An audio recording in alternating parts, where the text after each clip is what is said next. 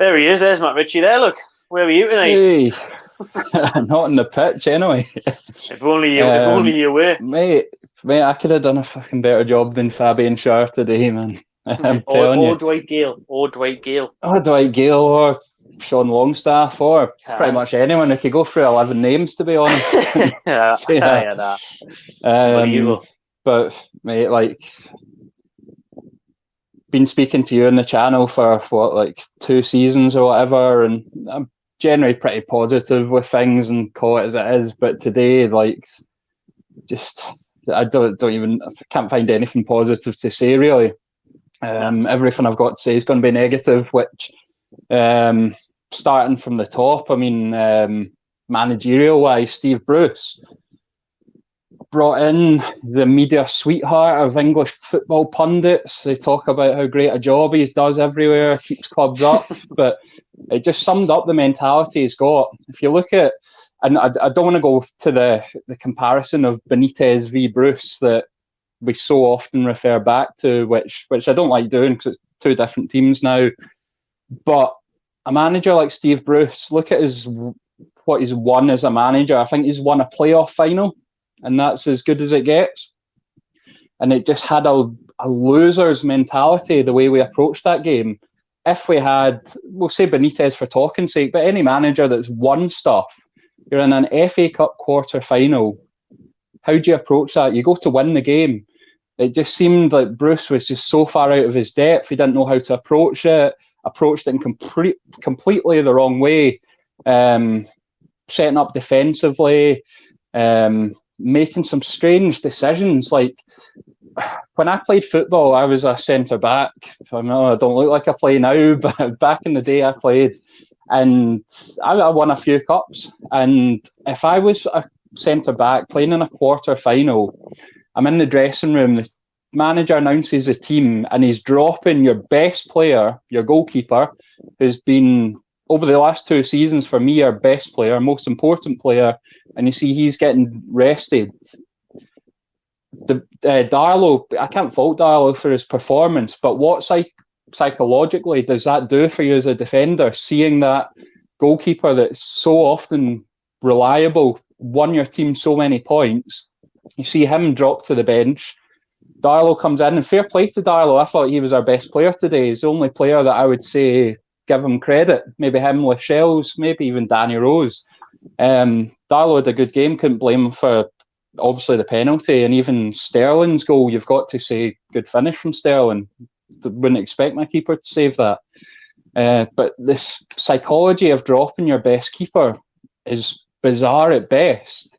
And then he brings in Fabian Schär, who, you might correct me if I'm wrong, I don't think he's played 90 minutes this calendar year. He's been out injured before lockdown.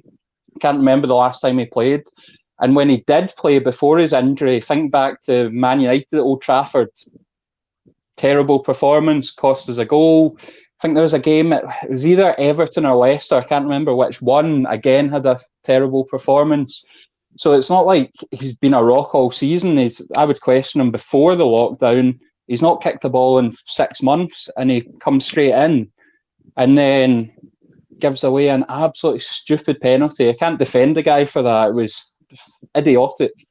The ball's going over Jesus' head. No need to touch him. Just let him go. Not only one, but twice. Sticks a wee dig into his back. Absolute stupidity. And then going back to Steve Bruce, if he was going to play Fabian Schär in this game, why didn't he play during the week against Aston Villa? Guy's not played in 6 months. You know if he's going to be playing, if you know you're approaching this game, 5 at the back, Scher's going to be in there, give him game time during the week. Give Fernandes a rest. Why has he not played that? And then Longstaff, not played in God knows how long, probably similar to Schär with the minutes he played. Brings him into midfield for Shelvey, which I can see why he would prefer having Longstaff in there. But he's not at game time. Why didn't he play like during the week, for example?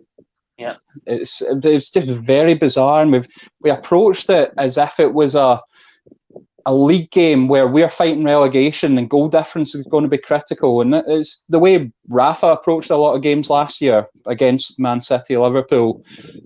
protecting it, but it's not. It's a cup game. It doesn't matter if we lose 1-0 or 5-0. Go for it. And we've seen in the second half, when we changed it a bit, we could have potentially caused them a bit of trouble. 11v11, they're much better than us. No matter what team we put out, they're going to be the favourites. They're going to be the better team. But go for it. Don't just sit in and it's only a matter of time before they score. So just everything was all wrong. Brucey got it wrong completely, proving that he's not the right man for the job if we're going to go forward. The decision-making of some of our players, mainly the ones that haven't been playing as much, which Brucey takes some of the stick for that. And then Shar as well. He's the other one I'd be really critical of after that. And there's only one real chance for Newcastle in this game, and they falls to Dwight Gayle, the substitute, and he puts it over from a few yards out. It says everything about the guy and the time that he's had at Newcastle. He scored so many goals. Thinking back to Championship season, it was crucial for us then.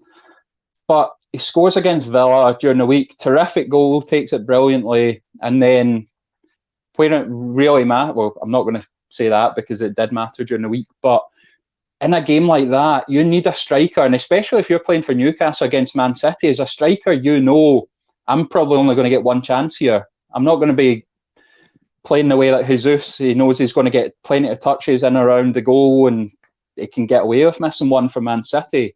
If you're Dwight Gayle, you've got one chance, you need to take it. And I don't know what he's trying to do. He's in the middle of the goal. It comes across. The goalkeeper's at the coming from like the far post. Stroke it into the net. Why is he blasting it to put it in the roof of the net? Just paces on the ball, just roll it in. Use that to guide it in. I think I said to you after Rochdale, I think he came on and I said he's not got a future at this club. He's probably our best finisher, our best kind of natural goal scorer, if you like, but even then, not at this level, not at Premier League level, not at FA Cup quarter-final level. So I would rather have fell to Joe Linton, to be honest, now. So I think Gale's done. A lot of us have been saying his time's kind of up anyway, and we've seen that he's not been getting the minutes, and he needs to come on and prove us wrong, and you come on and do that. It's a shame for him because I like Dwight Gayle. I think, especially in the Championship, really good player for us, critical in achieving what we've done, but you've got to be taking those chances. And for us as a club, like the big occasion, the biggest game we've had in how many years when it comes to our best chance to win a cup, quarter-final, it's a shame that we couldn't have fans there because that really dictated a lot about how the game was going to go, and I didn't have any confidence before the game. After knowing that we're going to play it in an empty stadium, it was always going to be difficult, and when you get a half chance, you've got to take it, which Dwight Gayle, he didn't.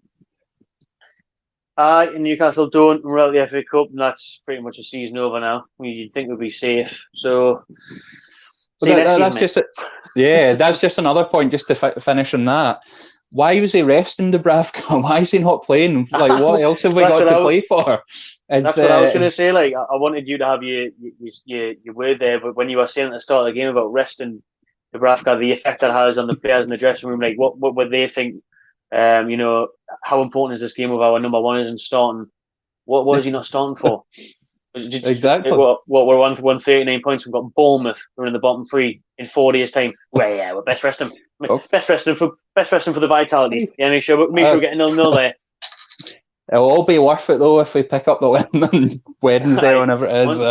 Once we get that typical 2-2 at Bournemouth, it'll be definitely worth it. I know.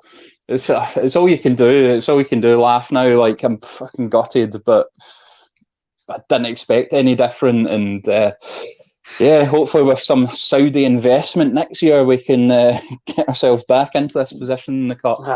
That's our only hope. All right. Cheers, mate. Have a good night. Man. Have a good day. See you soon, mate. Bye. Ciao, mate.